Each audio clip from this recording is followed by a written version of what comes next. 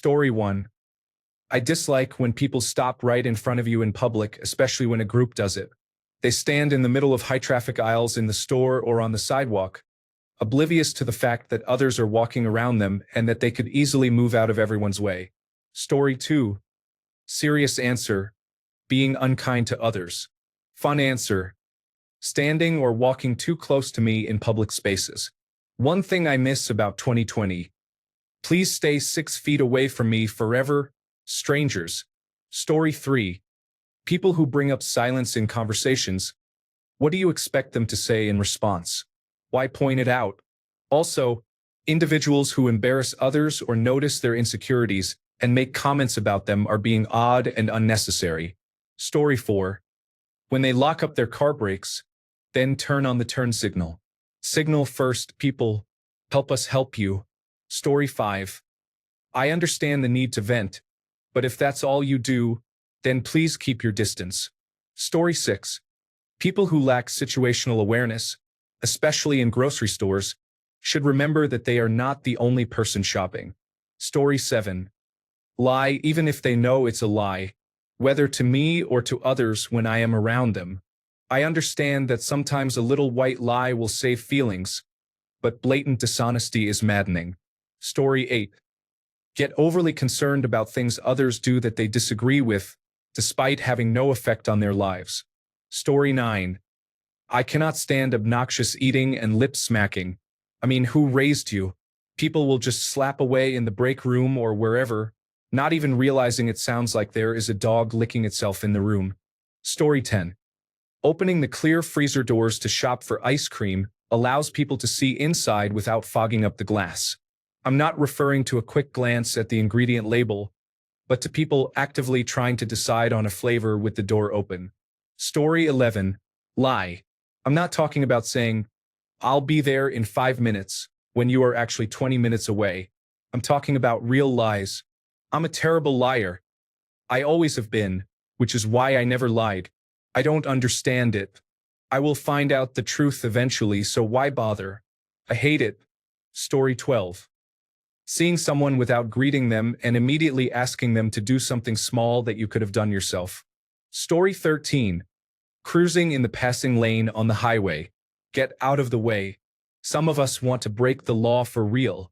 Story 14. Leave the dog alone in the car. Even on a cool day, it is still cruel. Story 15. People put their fingers in their mouths to remove food from their teeth or lick their fingers after eating. Story 16. This is petty, but people who stand right in front of the elevator doors while waiting are frustrating. You are an adult, and this can't be the first elevator you have used. It's common for people to get off at your floor. So why are you standing in front of the doors when you will have to awkwardly shuffle out of the way when people exit? Strangely, it doesn't annoy me if I'm in the elevator. It only bothers me when I'm waiting for the elevator and I see others doing it. Story 17. Staring at phones all hours of each day. People hardly know what quality time is anymore. It is difficult to have a conversation, have dinner, or spend time together at any hour without a phone. I value nature and genuine connection, and screens are damaging society. Story 18. People who have no spatial awareness whatsoever often stop in the middle of walkways without regard for pedestrian traffic. They may be unaware of how loud they are in public, especially when the sound comes from their phone. If you are going to look at your phone while walking, please move to the side. Also, for the love of all that is good, please refrain from talking on speakerphone or playing music loudly in public. Story 19. Going on your phone all the time when hanging out, talking during the drive, and at the activity is frustrating. Especially if I am taking you someplace we are both visiting for the first time. Why do you need to FaceTime your family and show them everything when you can take them there yourself? If I take you to a park and you spend 20 minutes on TikTok or playing sounds to attract the birds from your phone, don't be surprised if we never hang out again. Story 20. I don't care that people back into parking spots. They can back in, pull forward, go sideways, do a donut, or do a barrel roll for all I care. What frustrates me is when they do it with 5 cars behind them, and they do it slowly because they lack skill, taking multiple attempts to line it up correctly. When you live in a military town and go to the gym, every car is backed into its parking space. I don't know what the military is teaching people, But they are not truck drivers. They don't need to unload the truck at every stop. They aren't saving any time by parking head-in. You spent almost a minute trying to do it right.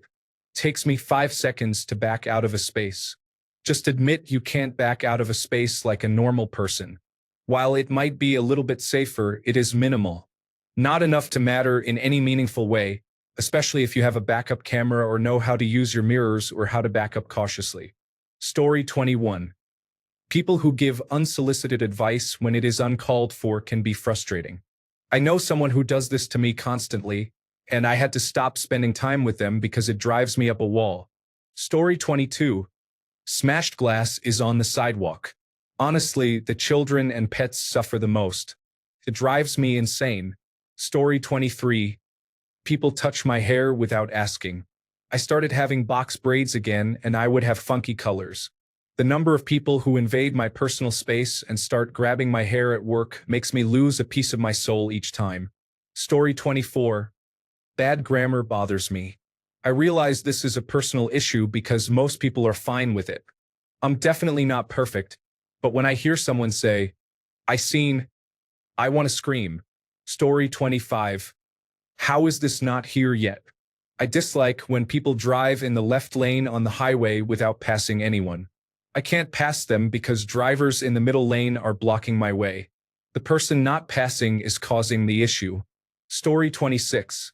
Having conversations over the phone about private information in public, especially on public transport, is inappropriate. I do not need to know about your cousin's medical issues on my way home. Thank you. Story 27. When you are speaking and the other person wants to interrupt, it is disrespectful and indicates they are not interested in listening but in being heard. Story 28. When people screech their forks and knives on plates, causing a noise similar to nails on a chalkboard, it appears to be becoming increasingly common, as manners and common decency have rapidly declined over the last 10 to 15 years. Story 29. Not keeping your animals in your yard. Our yard belongs to our dog, not yours. Additionally, people who ignore their barking dogs should consider the impact on their neighbors. Story 30. I work in retail, so it happens often. The main issues arise when we are not treated with respect. If you talk down to me, speak over me, stay on your phone while I'm trying to check you out, or continue chatting with a friend or significant other when I am waiting for you to pay, it is very frustrating. Treating business hours like they are flexible is also unacceptable. It is particularly irritating when people refuse to acknowledge business hours. The doors are locked by the time we are scheduled to close. If you arrive just 5 minutes before closing, you will not be served. The same goes for those who knock or bang on the door 30 minutes before we open. Story 31. Loud parenting in public involves yelling at your children, reprimanding them loudly, or engaging in continuous baby talk at a volume that allows everyone else to hear. Story 32. Loud parenting in public can take many forms, whether it involves reprimanding your children loudly or continuously engaging in baby talk with your child at a volume that others can hear. Story 33. Two recent issues that bother me deeply are people using speakerphones in coffee shops and individuals replacing customer service with automated menus designed to prevent direct contact with a representative. Story 34. Interrupt me when I'm on a phone call or talking with another person simply because they want my attention. It is not because it is serious or they actually need something, but just because I am focused on something else. I'm not even talking about children, but full-grown adults. Story 35. When people treat who's as possessive, even though it is the contracted form of who is, it creates confusion. Whose is the correct possessive form, and it is important to acknowledge the distinction. Story 36. When people say anything to cover up a second of silence, they might say, "Chill, my mind isn't working that hard." Story 37. When comment sections in response to questions like this one become filled with complaints about things people with autism, attention deficit hyperactivity disorder, or neurodivergence do, it's important to remember that even if someone is actively working on being more socially aware in therapy or on medication, they will not be at their best all the time. Story 38. When you decide to join a group conversation and no one acknowledges you or makes an effort to include you. Story 39. People who are unapologetically bad at driving. I had someone cut me off the other day and then immediately honk at someone who cut them off. The lack of self-awareness is astounding. Story 40. When they borrow something without permission, ruin it and don't clean it, or take something and don't put it back, it drives me crazy. Story 41. When I'm talking to someone and they start typing on their phone mid-conversation, it annoys me. If something is important enough to take your attention away from me, just let me know to hold that thought and tend to it. Story 42. Being naturally thin due to genetics or a high metabolism can be frustrating, especially when someone says, "You need to eat a cheeseburger," or "You need some more meat on your bones." I would love to gain weight and be curvy, and I have tried numerous ways to do so. It should be a rule not to talk about people's bodies, regardless of size. It's simply rude and unnecessary. Story 43. Some people have an excessive need to talk endlessly. There is a person who distracts me from working online, constantly discussing topics he referenced or videos he viewed without considering that others may have different priorities. Recently, this person experienced back pain and told me he spoke to 30 people that day about it, but only one person didn't show concern. All I took from that was, he called 30 people. These individuals can be very selfish. They seem to care only about themselves. Story 44. When you are talking on the phone with someone, there is no visual cue that they have stopped talking. Then you start to say something only to realize they haven't finished yet. You wait for your cue to speak, only to find they are still continuing. This is why I love text. I can respond when I am ready. Story 45. I don't know if these things specifically irritate me, but there are a couple of things that make me want to correct people. First, I have mild cerebral palsy, so I walk with a limp. It bothers me when people use the word lame to mean pathetic or sad. Second, I've written a book about a 1920s miscarriage of justice in which a young woman, with whom I feel a great kinship, was executed for murder even though she didn't kill anyone. Since then, it has annoyed me when people talk carelessly about execution, which I understand is a niche topic, but I have personal experience with it. Story 46. Pull out their phone for everything. A couple is having a small disagreement, nothing that matters. Record this. Story 47. Inconsiderate people seem to be everywhere these days. I just moved in with my boyfriend, and around 10 p.m., he watches TV at the loudest volume while I'm trying to sleep. My cousin also asks me for a ride to places over an hour away at extremely short notice, typically just 2 hours before she needs to be there. Story 48. Vote Republican. Tools of a dystopian collapse of an otherwise beautiful country. I strongly dislike America. Story 49. People who spit in public create significant hygiene issues. When someone steps in the spit, they bring germs home on their shoes. They walk on the floor with those shoes and then take them off to interact with their kids, completely unaware of the germs. Public spitting should be banned. I believe I read that public spitting contributed to a plague in the past. I may be mistaken, but it is incredibly disgusting. Story 50. Invalidating your feelings by giving you unsolicited advice on how to fix things instead of allowing you to feel your emotions and simply sitting with you in them. Story 51. Being unkind and feeling the need to be nasty, judgmental, unaccepting, intolerant, and unforgiving often occurs in situations where you don't even know the person at all, especially on Reddit. This is a place to share opinions, but that can be done with kindness.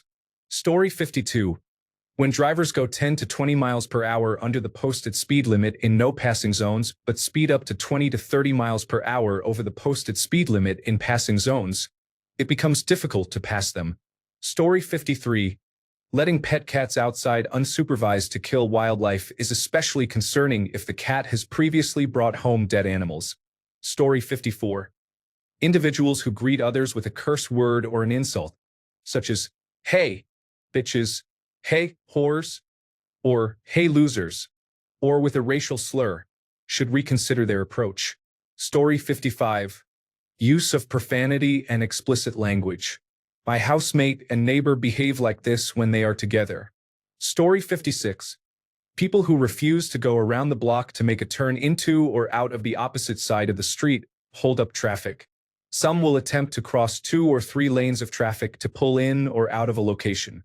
I understand if it is clear, But please do not inconvenience others just to go your way. Story 57. When people spell no one as one word, it is actually two words and should always be written that way. I read it as noon every time. I don't know where or how this started, but I feel like I see it everywhere now. Story 58. People at work who contact our complex escalation section without proper research or information, seeking answers without making an effort to find them themselves. It seems like a lack of initiative and common sense. Story 59. I am a teacher and I get asked irrelevant questions from coworkers all the time. I am not the IT person, but they treat me like one just because I teach using computers as a media teacher. Frustrates me greatly. Story 60. Soup drivers who accelerate when the light turns green. I don't understand what they are trying to achieve by doing that. Story 61. Couples that display excessive public affection drive me crazy, especially when trying to have a conversation and they are being overly affectionate with each other. Story 62. People who can't accept that they can be wrong, people who ask the same things every time we meet, people who believe only their opinion is valid, and people who give a gift and then boast about it every time. Yes, I am describing one person. Story 63. Sagging and constantly pulling up pants over basketball shorts and boxers can be avoided. Why not spend some time in the fitting room? Get some pants that fit. Also, please remove the decal from the bill of your cap. A curved bill is optional. I won't complain about a square bill if that's your preference. Just get rid of the tags and decals. You're not a character from a show. Thank you. Story 64. The worst thing for me, if I had to pick one specific instance, would be when a group of people single someone out for whatever reason, generally something contrived and deceitful, and then proceeds to smear, devalue, convict, and excommunicate that person. In this particular case, most of the group has never interacted with the individual, and they just follow along because of the collective mentality, no matter how flawed or narrow their perspective. Bear with me, we're almost to the troubling part. This group has now conspired to mislead, surveil, manipulate, and actually conspire to harm the individual in their so-called experiment.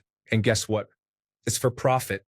The issue here is that the ringleader is the individual's girlfriend, and she has been conducting herself in a dishonest and deceitful manner probably since day one. The individual feels very bad about this to this day, and since the attempt on his life failed, he has developed some righteous anger. At least that's what I understand. Things are about to get sticky and uncomfortable. Here we go. Story 65. When I am talking with someone and they are looking at another person nearby in anticipation of interacting with them next. Story 66. Having multiple children with different fathers and expecting people to be happy for them every time they announce their pregnancy is not impressive. Story 67. They navigate the internet, avoiding detection, as they are merely individuals isolated with a keyboard and multiple accounts to harass and vanish. Story 68. Almost forgot, there are moderators who use their power to control the narrative they are pushing. The Reddit platform should look into this, and I am going to escalate the issue regardless. Perhaps they would listen to one or two attorneys regarding subpoenas for chats and direct messages threatening my life and that of my family and children. One of the moderators, who behaves in a petty manner, hampers participation in this and many other communities. This situation occurs daily and hourly because this person cannot leave their house, is lazy, and has numerous accounts to hide behind, often banning my account for baseless reasons. Watch me get banned or otherwise censored for merely participating. Watch closely. Story 69. Those people who not only share their unsolicited opinions, but sincerely believe they are offering you a gift. Story 70. People licking their fingers before handing me money is gross and unnecessary. It serves no purpose. Please stop. Story 71. I voted for Trump. Stupid drivers pull out in front of you just to turn a mile later. If there's nothing behind me, that really ticks me off. They couldn't have waited 5 more seconds. Or they don't use a blinker, then just slam on the brakes and turn. I wish that if people are that reckless, getting rear-ended would be on them. A coworker had an idea. Maybe cars should have paintball guns. If someone does something foolish, you shoot paint on their car. If a police officer sees a car with numerous paint splatters, they get ticketed for driving irresponsibly. Story 72. Turn into the turn lane when there is not an opening, so vehicles can wait or slowly roll forward until they can merge right. I intentionally and proudly slow down or speed up to prevent them from merging in. Thanks a bunch for sticking around till the end of the video. Remember to subscribe, and until next time, stay awesome and goodbye.